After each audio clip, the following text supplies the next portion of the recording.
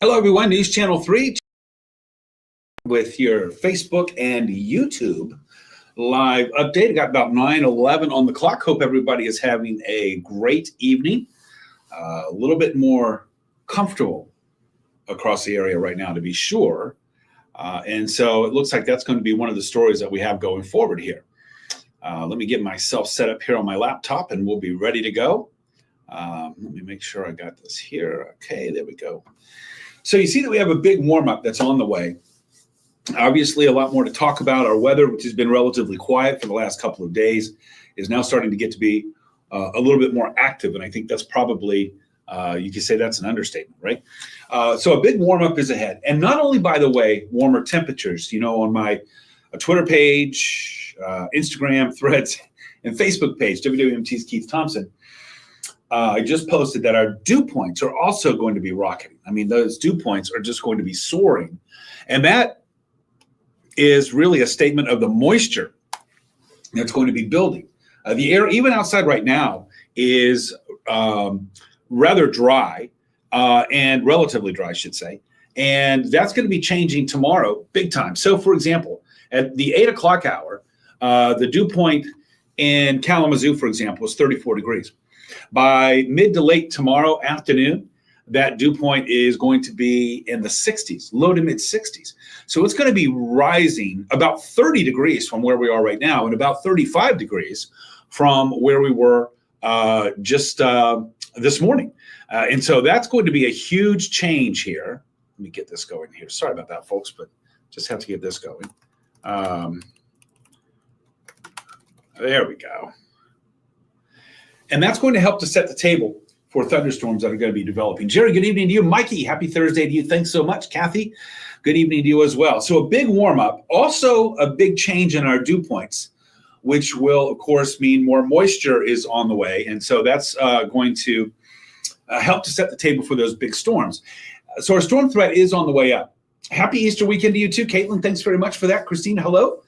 Watching from Paw Paw. Represent Van Buren County in the house.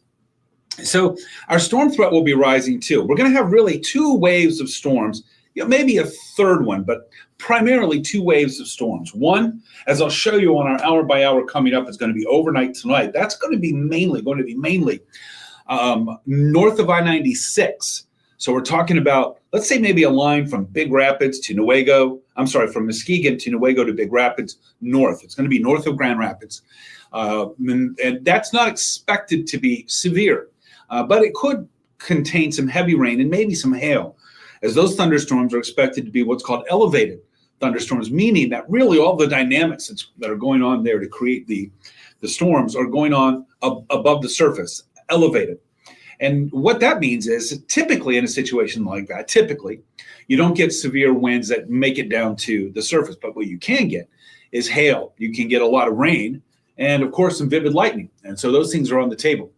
Mikey, thanks so much. I appreciate that. Thank you so much. That's very nice, and I appreciate that. Jennifer, good evening to you. Thanks for the thanks. Heather, hello. Burnell, good evening to you. Brett, Paw, another in the house. Thank you so much. Leslie, I hope you have a great Easter too. Katie in Three Rivers. Sheila in Muskegon, North Muskegon. You might get a taste of some of those thunderstorms overnight. I'm going to show you the hour by hour coming up on that in just a bit. Joanne, hello to you. Another sunny day. Laura, Palm Coast in the house. Thank you for checking in, sis there. And also, thanks for the story about the storms coming our way. Well, it happens, right? Crystal, happy Thirsty Thursday from Grand Junction. Thank you so much. Let's see, who do we have? Dawn and Loretta. Hopefully the races will still happen at the Kalamazoo Speedway. Saturday, it's going to be iffy, but I would say there's a chance that you'll be all right. Jennifer, hello. White Pigeon, Shannon, hello. It wasn't too bad out there today, right? At least it was relatively mild. Ryan and Jackson, got that lawn mowed today. Good for you. Carla in West Portage. Jesse, hello to the goats in Vicksburg. Thanks so much. Nicole in Marcellus.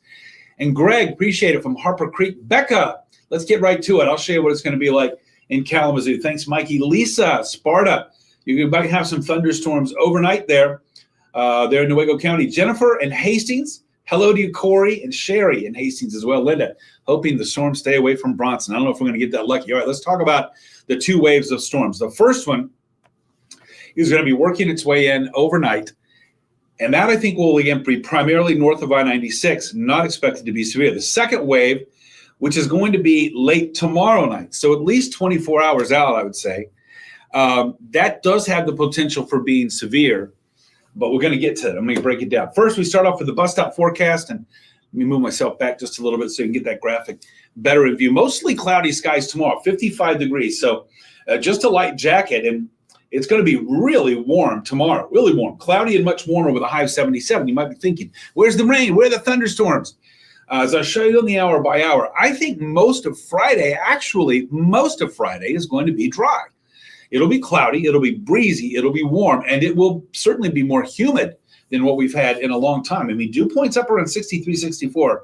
I know that we've gotten to 77 once. That was last month in March. I would have to check and see. I will go back and look, but I don't think that we had matching dew points like that. So you're going to feel a difference in the air, not just with the air temperature being warmer, but also with that dew point going up as well.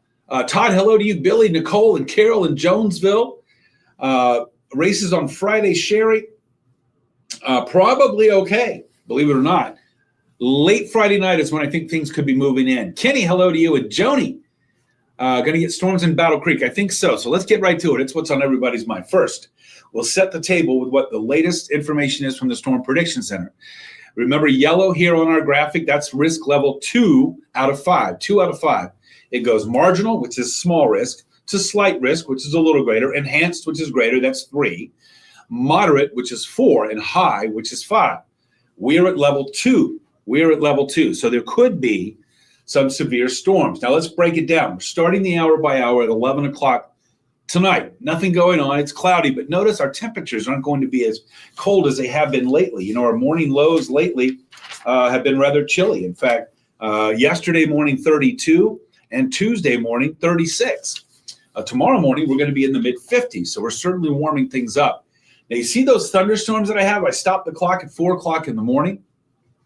Kelly, 77 is just too hot. Let's see. Hello to Coldwater, Jeanette, watching Quincy varsity baseball, softball, and golf. A little chilly, right? Not too bad, though. Not too bad. Corey, hello to you in the Metro DC and the Delmarva there. Thanks for checking in.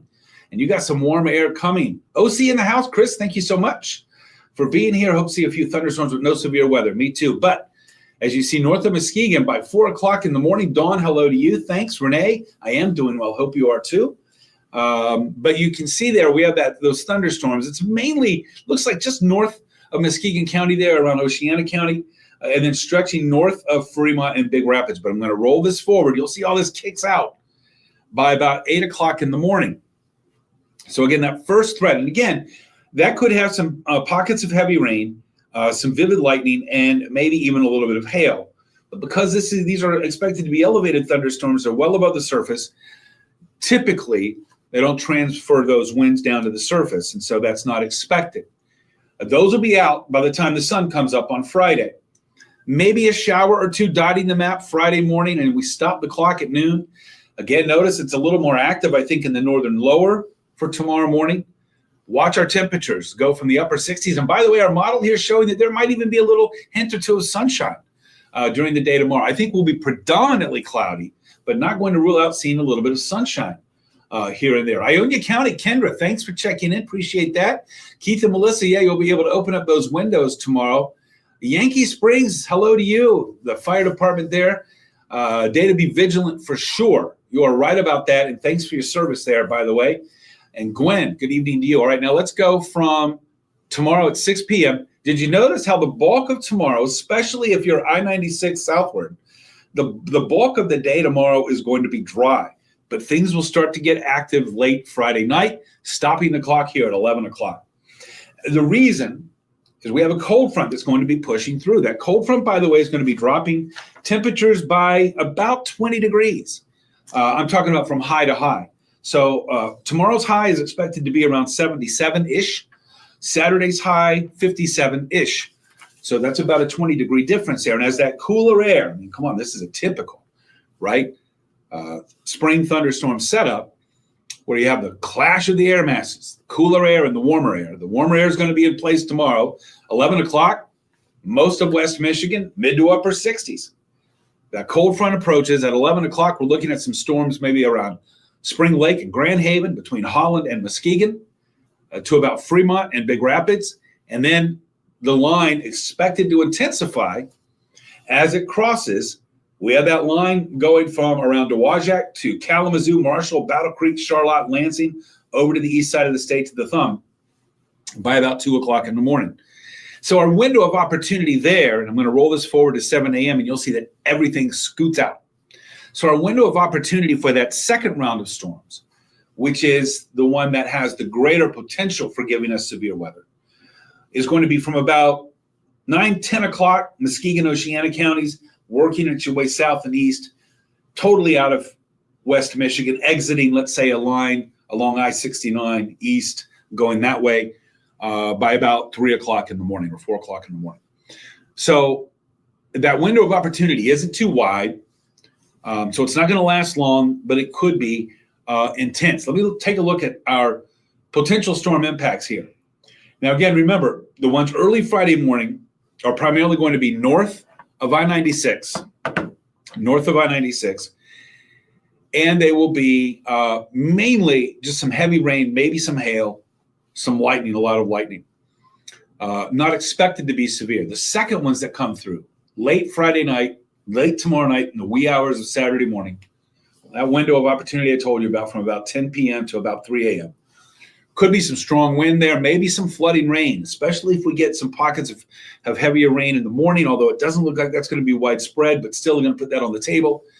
Potential there for some hail. This doesn't look like it has the potential for tornadoes. However, classic for us when these storms come through, these little spin-ups, right? We've already had, 15 or 16 so far this year, and I think every one of them have been EF zeros, ones, or twos, right? And only a couple of them, I think, have been twos. Most of them EF zero, EF ones. They've been relatively small and weak. It's not weak if it's taking the roof off of your house or blowing down your shed or your barn. Not lasting too long and not very wide, but still pretty potent. So that possibility is still going to be there. Not going to totally take that out, though that is not expected. Ryan, I don't think that the SPC is going to upgrade us to a level 3. Camping weather by Otsego tomorrow for the weekend. Tomorrow you'll probably be okay. Tomorrow night and Saturday morning, you're going to be out there in some thunderstorms. So just keep that in mind and prepare accordingly. By Saturday morning, we're pretty good. It's going to be chilly and damp. It's not going to be a great camping weekend. Just to let you know that. Let's see. Cassandra, pretty much we got like area thunderstorms that are going to be north of I-96 there in the wee hours of tomorrow morning. The main threat for the area is going to be, I think, late tomorrow night into early Saturday morning. We're looking at these impacts here for some strong wind and flooding, some large hail and tornadoes. And by the way, I did see that. I did see that. I'm sorry. Looks like I'm coming down with some cough or something like that. So anyway, just to let you know, that's our main window of opportunity there. Is going to be from about 9, 10 o'clock at night until about 3 o'clock in the morning, Friday night into Saturday morning. And these are our potential impacts. Now, let me, since we have some opportunity here on Facebook Live where I can really just sort of discuss some of this, let me tell you the mitigating factors. A couple of weeks ago, if you remember, 2 weeks ago, yesterday, I think it was, right? Wednesday, we entered the day with a conditional risk for severe weather Wednesday night. Conditional. It was conditioned on showers and thunderstorms that were going to be moving through in the morning and early afternoon, and whether that would stabilize the atmosphere to the point where it couldn't recover enough energy, if you will, to provide severe weather on Wednesday evening. And for the most part, that happened. The storms Wednesday night 2 weeks ago were in mainly northern Indiana, though there were some that crept up into Branch, Hillsdale, Jackson counties. If you remember, Branch County, I think, ended up with 2 verified confirmed tornadoes out of that. But largely the area was spared severe weather. I would call this another conditional event, conditioned on a couple of things. First, the forecast models do show that there will be what's called a cap in the atmosphere. You probably have heard about that. Looking at about probably 4,000-ish feet up. where instead of the temperature falling with height, there's a little area where it's going to rise with height. And that, of course, would put the kibosh on development, vertical development of these thunderstorms, which would lessen the intensity. Now, that may break, that cap, that inversion layer may break, or the storms may be powerful enough to go through it. So that's one condition. Another condition is the timing of these thunderstorms, and that is they're going to be occurring when we've lost our peak heating, especially those after midnight, let's say. We've lost our peak heating. And especially at this time of year, I think that might be a factor again, a mitigating factor, a conditional factor that might lessen the impact of the storms. So that said, that's what we're looking at as far as those storms are concerned. I'm hoping that we don't have any severe weather, of course. I really hope that we don't have any severe weather.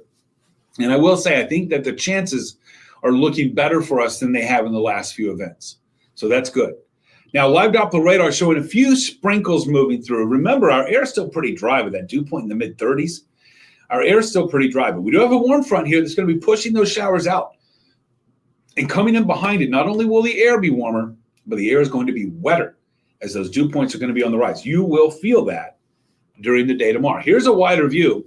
Storms right now in Minnesota, storms right now into western Wisconsin. So that's what we're looking at as this warm front moves through. That's going to be changing the nature of our atmosphere here overnight. Right now, we're in the upper 50s to around 60. It's not what you would call cool, but look at these temperatures. Right now, it's 60 in Minneapolis. It's 67 in Peoria. You can sort of see where that warm front's pushing there, right? As you have upper 50s in Chicago and Kalamazoo and Fort Wayne, even mid-50s in Dubuque. But between Dubuque and Des Moines, Iowa there, 15-degree temperature difference. That's the warmer air that's going to be moving in here tomorrow. The warmer air moving in here tomorrow. And so we are going to be, it could be the warmest day that we've had so far this year. So far, the warmest air that we've had, the warmest day, that we've had was last month, actually, when we made it up to 77 degrees. We're going to be in that ballpark. If we get to 78, that'll be the warmest day that we've had so far this year. If not, 77 will tie us for the warmest day that we've had so far this year. I apologize for not being able to do the roll call, by the way. I'll have to get back in there in just a little bit. The temps will hold fairly steady tonight, Jenny. They're not going to be going down too much. Yay, a warm day. That's right. We don't get a lot of those in April there, Laura. But 77 for us. And a dew point in the 60s, low to mid 60s. It's going to feel a little bit different. But you see where that warmer air is right now. And that warm front's going to be pushing those showers through. And then overnight, again, we could see some of those storms that are right now rocketing into Minnesota and Wisconsin, making their way across the lake for us, areas north of I-96. But the primary threat is going to be late tomorrow night, very early Saturday morning, from about 10-ish p.m. Friday, to about 3-ish Saturday morning. And hopefully the timing of that is going to mean that we won't have the worst of the storms, but we're certainly on it. Now, what's coming in behind here? How about some cool air? Unfortunately, damp and cooler for Easter weekend. We're not talking about all-day rains on Saturday and Sunday, and actually I think it's going to be wetter I-94 south than it is north of I-94. But I do think we're going to have some showers off and on Saturday and Sunday. It's going to be mainly cloudy, rather damp. Like I said, not all day rains. Download our free weather app, by the way, so that you can, keep up with the weather. Track it on radar. Track any alerts as well that are coming out as well. I can't see everything that's going on, but I just see enough to think that can we please keep everything on weather, chatting about weather. Okay. Thomas, you're right. At least it's warm. Imagine if this were snow, right? Or something like that. Connie, wow. Anniversary tomorrow, 44 years. Congrats to you. That's awesome. Congrats to you. All right, everybody, you see what we've got going on. We do have some wet weather ahead, some damp and cooler days for the weekend and into early next week as well. You're very welcome, Wilson. Thank you so much. Ben, some thunderstorms. I think our best window of opportunity is going to be late tomorrow night, early Saturday morning. I hope that the inversion layer, or the cap, I hope that, same thing. I hope that the timing of these storms means that we won't have severe weather. So that's what we're going to keep in mind there. All right, everybody, I'm going to skate on out of here so you can see what we have coming up in the 7 days. Well, don't forget, I'm live at 10 on ARC West Michigan. I'm live at 11 on News Channel 3. Jeff Port will be here tomorrow morning. Must See TV. He's going to be tracking those morning storms. And he's also going to be looking ahead to our threats for Friday evening, Saturday morning. I'm back here tomorrow. I'm live at 10, of course, on ARC West Michigan, live at 11 on News Channel 3. Don't forget, we're all over social media, all four of us, me and Colin and Will and Jeff. We're on Twitter and Instagram, Threads, and YouTube. My ID is at Weatherman Keith, so I hope you can join me on that platform as well. Thank you very much, Laura. I see that. Have a great night, Joanne. Appreciate it. Nicole, hopefully the Sunday, the rain will come later in the evening. Could be the case. I think that we could get away with most of the day being dry, but that's a little, still a little out there on that. Thanks, Ethan. I appreciate that. All right, everybody. If I don't see you tonight on the tube, I hope to catch up with you again tomorrow. Catch Jeff tomorrow as well, and we'll keep you weather alert, and we'll cross our fingers that we don't get the worst of these storms. By the way, just a reminder, once this goes off, it's posted on our YouTube page and on our Facebook page, so you can always go back and watch. This one's 21 minutes long, and that way you can use the slider bar and pick out the parts that you like. Mikey, thanks for the thanks. Chris, same to you in the OC. Good night, everybody. Make it a great night tonight. Get some good rest. Hey, we made it to Friday. That's awesome. One more day to go until we hit the weekend. Thanks again, everyone, for being here. I appreciate it.